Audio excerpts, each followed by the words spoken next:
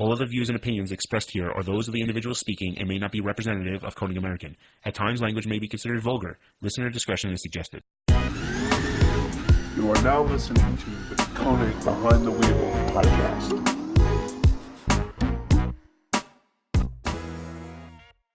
All right, what's up? We're live. I'm Nick. This is Scott. Welcome back to another Wheel Wednesday podcast.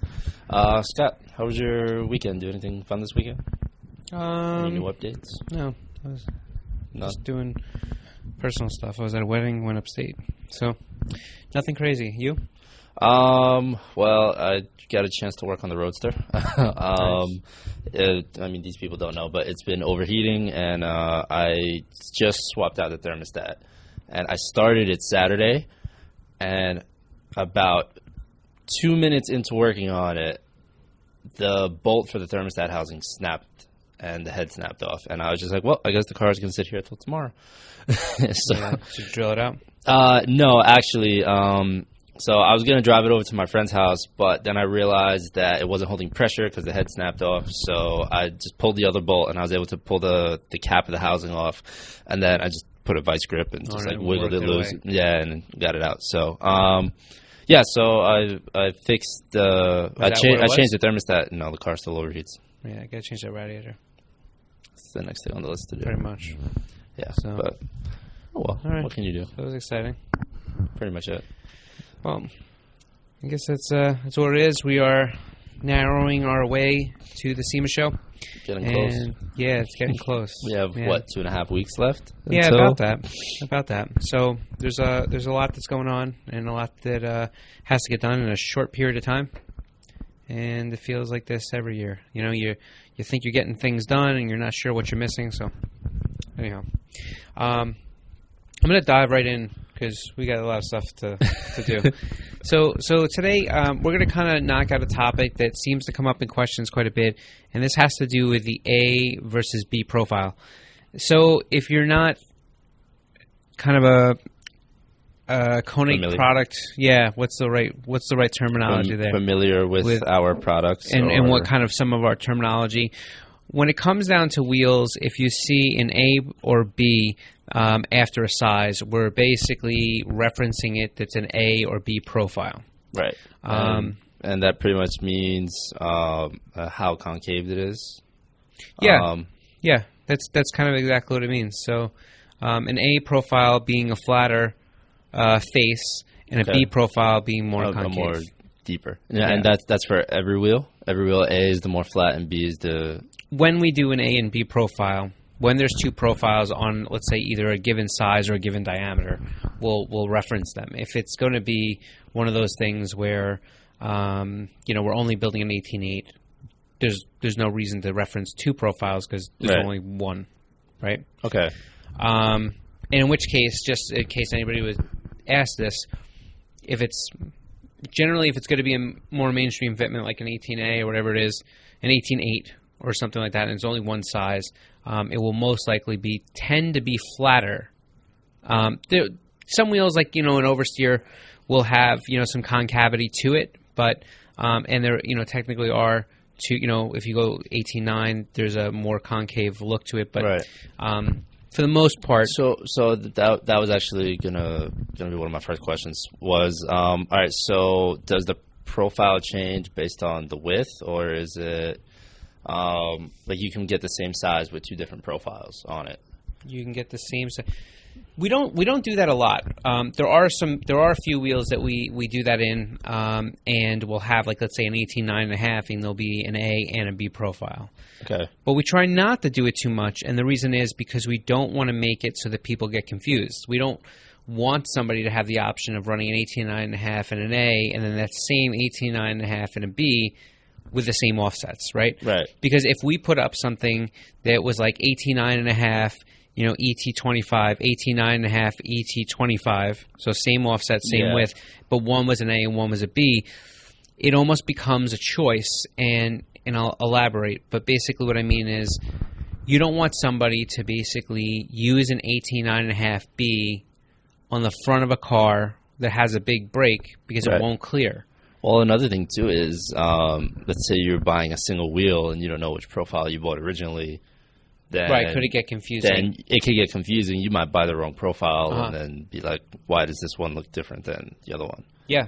But okay, that's good to know. So different sizes will have different profiles. And so we tend to try to make the wheels when we decide, what's going to be an A or what's going to be a B profile. We tend to think of it a little bit more simple than you probably think. We tend to do the A profiles on all the wheels that we think are going to end up on the front of cars because they'll have the most amount of clearance for the brakes. And we tend to do B profiles on wheels that we feel will end up on rear of cars because they'll have smaller calipers and they'll have the ability to make a concave movement and not have brake interference. Now, I mean, another thing, well, I guess it's only really rear-wheel drive cars, but rear-wheel drive cars will tend to have wider wheels in the back. Yeah, like a staggered fit. Like a staggered fit. So it would only kind of amplify the look of that, I guess, because if it's more flatter and then you have like a deeper in the back because it's wider, it'll kind of amplify the staggered look on the vehicle. So a staggered fit is exactly that. It's when you would do a wider wheel in the rear versus the front.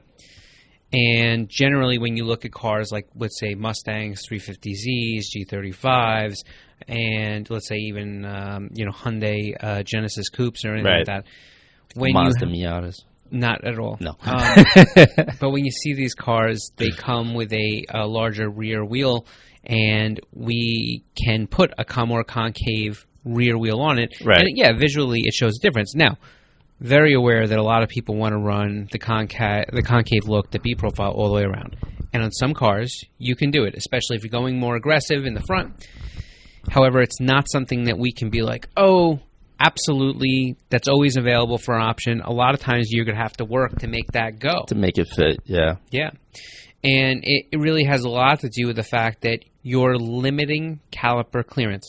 We get the question all the time about, I wish you could just make this wheel more concave. Why don't you make the tandem more concave? Why don't you make this wheel more concave? Why don't you?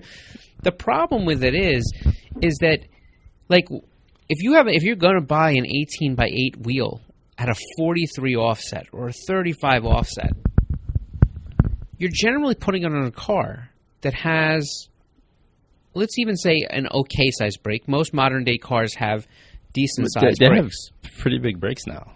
I mean, compared to... Yeah, a long time ago. Yeah. And what ends up happening is you want to put this on the front of your car, and then you also have a high offset wheel. So the wheel's already in. I mean, like, you're going to have a caliper crash. Like, the spoke is going to crash. Right. You know what I mean? And so caliper clearance is the number one reason that we can't make wheels more concave than we do. Now, I won't get into it too much because it's actually an idea that we can do for another podcast, which is wheel design and why we do certain things. But basically, when we start working on a wheel design, one of the things that we really, really, really try to keep in mind is what we do is we decide kind of what vehicles are we going to be making these wheels for, right? We decide what bolt patterns we're going to make them for. We decide what offset range the molds may be in, or where we're going to go to with different inserts and things. And what we essentially do is we plug in AutoCAD, we plug in all this library of calipers, so we can actually see, what the shape of the spoke has to be to clear the brakes that are going to be making for that. Gotcha. So when we come up with a wheel that has a given spoke design or a shape or how much concavity is on a wheel, you already did the measurements to see if it'll clear the brakes for certain vehicles. Yeah, so it's not arbitrary. So, and then, again, this might be for a further podcast. So then, if that's the case, what if you want it for a certain wheel? You want a wheel for a certain car. It just wouldn't fit then. I guess if you tried, what do you if mean, you designed it to clear like a certain. Yeah, so I mean that's it. We always go through a give and a go. Wheels like the Ampliform and the Freeform in an 18.5, they're actually fair. I mean, compared to a lot of other wheels, they actually have a decent little concave, concave movement there, right, for the size for the 18.5A, right? So there are a couple calipers, maybe some things like that we knew we wouldn't target. Maybe some of the Mercedes cars that have really large brakes where they just wouldn't fit. They wouldn't clear. But we've decided we're probably not gonna have too many guys running that wheel on that car. So we'll remove that brake from our caliper reference there, and let the spoke move in a little bit more. Right. But then we want to make sure that for guys. What would be a good example? Like a Sonata Turbo, where the brake is actually, it makes a move down low. And what I mean down low is like if you come right off the mounting surface pad, the brake's actually, it's not a tall brake. So what happens is that protrusion actually happens pretty fast. The caliper starts to stick out, and it sticks out really down low.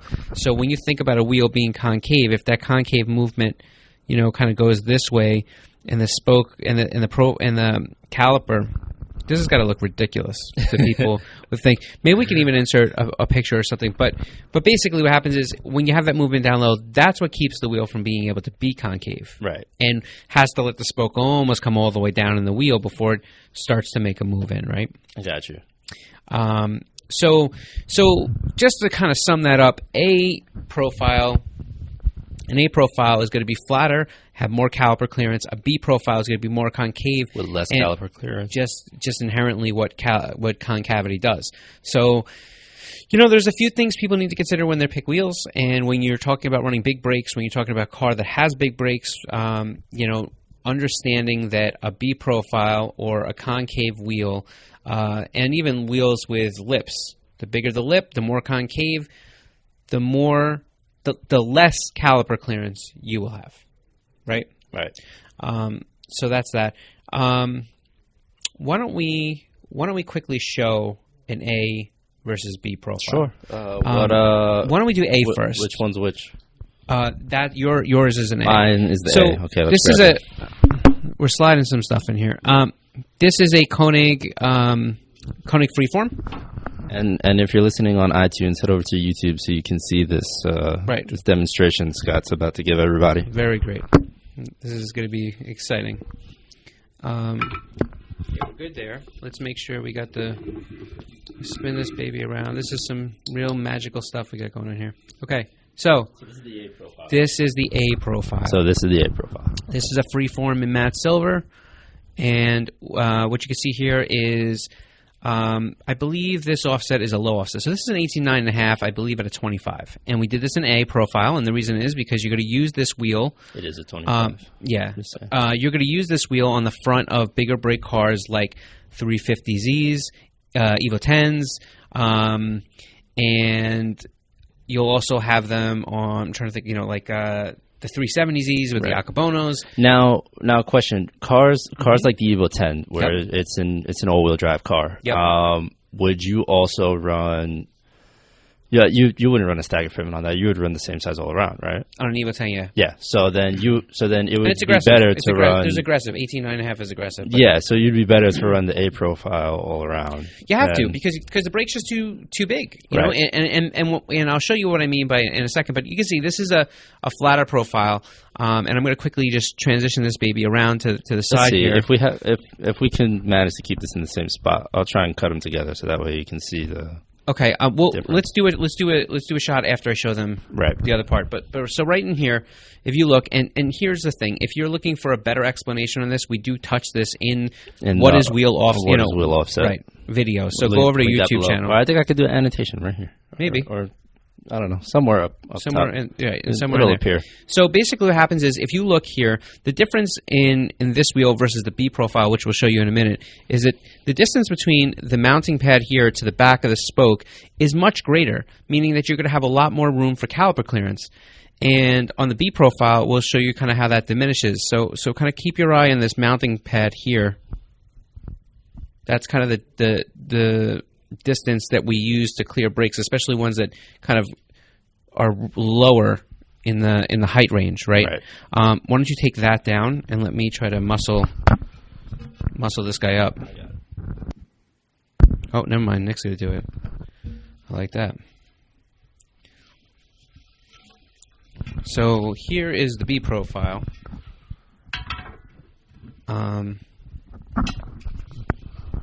Actually, Oh, wow. We should put it around the other way. Yeah, Let's see here. you can actually. What do you mean? You want to? Yeah, I want to scoot it around the other way. It doesn't really matter. I don't think it matters. So this is the main Anyways. profile. You can actually see what you were just pointing at in the mounting pad. Let's show them the mounting pad. You can actually see that it's a lot. There's not as much depth here. I'm not sure if they can tell through watching online, but I definitely see the difference.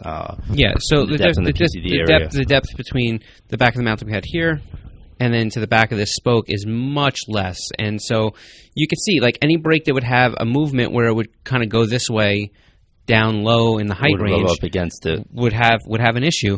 And the sacrifice, again, is that, this wheel has a lot more concavity. It's hard to see on camera. Right. I mean, especially since we're a little cockeyed. I think right about here. Yeah, you can really see how it's hard because much more concave. We set it the other way, so Yeah. the wheel's tilted down. That's what I meant by switching it around. Okay.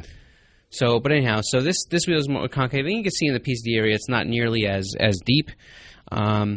So that's kind of the deal. I'm trying to think. Let's find a good shot. We probably have a good shot from when we did the.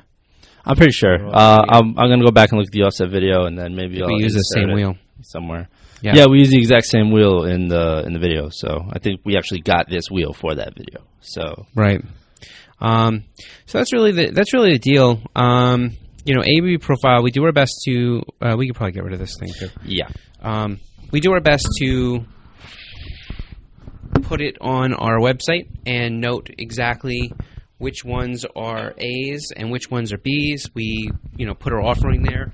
It's really important that if you're looking for that concave wheel and you're going to take the risks to kind of run it, that you go as far to either, one, do a test fit, or two, send us a message at fitment@konigwheels.com, and we'll do our best to kind of let you know whether we think it will fit or not.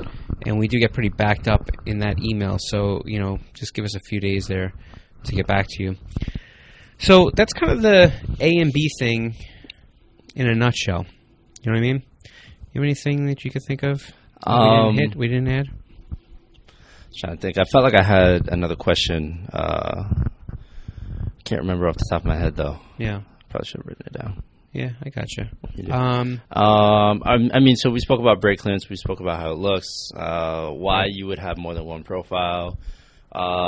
Different sizes. Different profiles. Yep. So then, when you're buying from a retailer, how do you know that it's an A or a B profile? It says it online, and it has the explanation in there. On our website, it's listed as A and B. But the one thing that you can do, and this is something that really actually I think is invaluable, is when you consult. We'll often say, if you need help with that or that's confusing to you, consult with a local wheel and tire professional. We've said it in videos. We've said it in podcasts. And right. So, and the reason we want you to do this is because when that retailer usually will have a much better idea of what we mean by different profiles. They've been in the business for a long time, right? And they've seen this. This is not a new thing.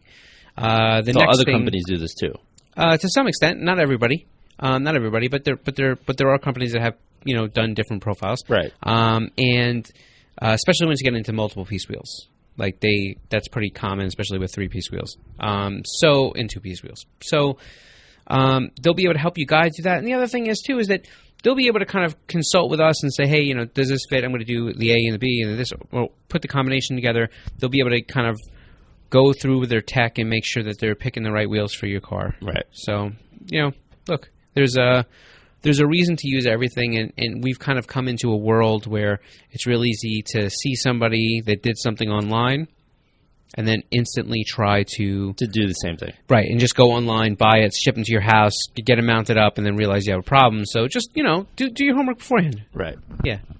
Anything else you can think of with A and B? I think that's it. I mean, there's probably more to it, but I mean, I think for the very basic part of it, I think we covered it. Yeah. Do you want to do some questions? Yeah, I do.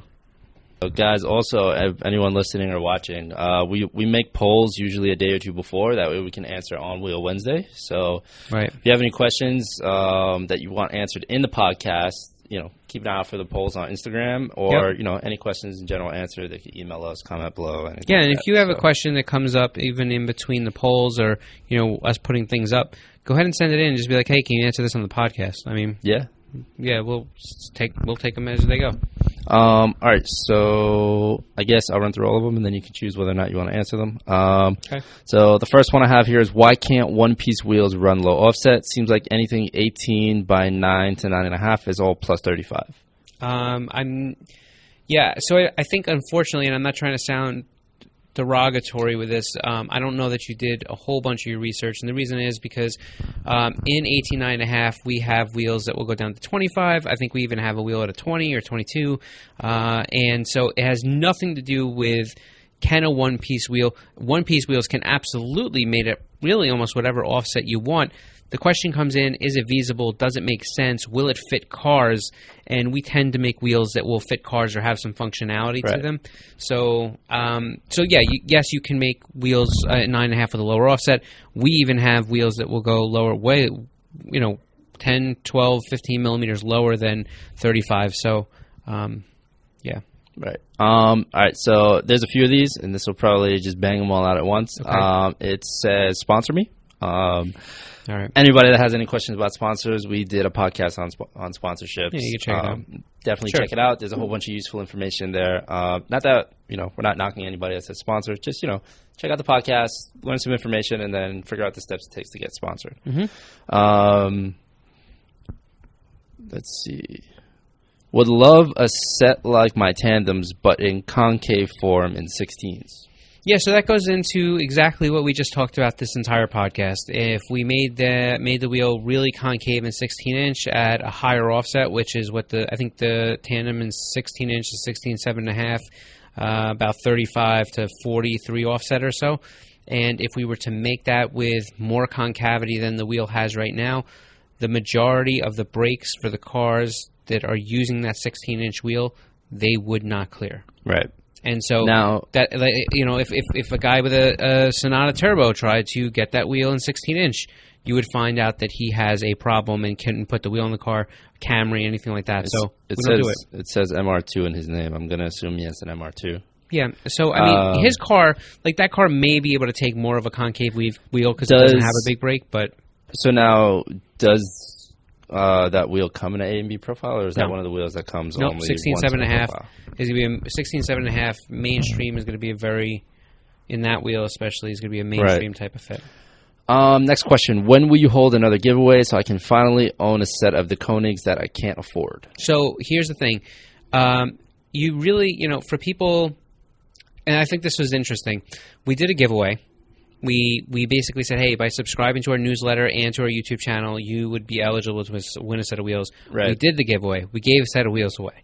Then we knew what would happen. All the people that had followed us just to get the set of wheels, some of them would unsubscribe, which is cool. If you don't want to subscribe, we're not forcing you to be here, and we're good with that. We're here to entertain you guys if you don't feel like and give you some information. So, all these podcasts, I mean, today was a little bit more about what we offer, but a lot of them, we don't do that. We'll just general wheel info. Anyhow, so we went through 2 weeks afterwards, and we started picking people, and we started giving away shirts and different things just at random to anybody who is still subscribed. Right. So I think we probably gave away 5 or 6. Yeah, we gave away 5 or 6 shirts. We had a couple little other swag things that we gave away, and we did that. We had also we given away another set of wheels to one of those subscribers that was super cool. So we did give another set. We did give away another set of wheels off the same list, although we didn't have to go document it. And the truth is, we're going to do that again, and that's going to happen before the end of the year. So if you're subscribed, awesome. And we probably will do another formal giveaway. But the truth is, we're trying to build a community of people that we can talk to and kind of interact with. And so, I don't know, we hope that, you're finding some value in some of the stuff we're doing here. Right. All right, next question. Some wheels that would look amazing on my 19 Kia Forte. It's like ice cream flavor. I mean, there's preference involved there. I don't know that we can pick one, but Well, I mean, there's a lot of styles. Check it out on our website. Right. How to repair your wheels if damaged. Yeah, so we don't endorse the repair of wheels. There are plenty of people that do it. You have to consult with them. Every wheel is going to be different because every wheels could if it damages in certain spots or places, it's impossible to know. So take it to a good refurbisher and see what they think, and if they think it can be repaired and they're willing to warranty and stand behind it, then good luck to you. But we don't endorse that. We can't. It's impossible. Right. All right. The last question is, how do flowform wheels compare to forged wheels when it comes to strength? Yeah, so we're not going to get into this too much, but forging is, you really have to know what the forging process is compared to what the flow forming process is. In flow forming, a lot of the strength that we start to add in happens in the barrel. That's where we're able to eliminate a lot of extra material and different things. And so in a forged wheel, the entire thing is completely forged, and that's why you'll tend to find that they're a lot lighter, but a lot more expensive. Forgings are way more money. So I don't know. I think without getting too much into it, we've covered it. I'm going to go ahead right through this, right? Thanks for tuning in on this Wheel Wednesday. We will see you next Wednesday. We are slowly moving our way to SEMA. If you like what we're doing here, make sure you subscribe, give us a thumbs up, like, all that good stuff. And I was going to say one more thing. Oh, for more info on the podcast, head over to konigwheels.com/podcast. We will catch you next Wednesday, and we'll do this all over again. Anyhow, we'll catch you later. Peace.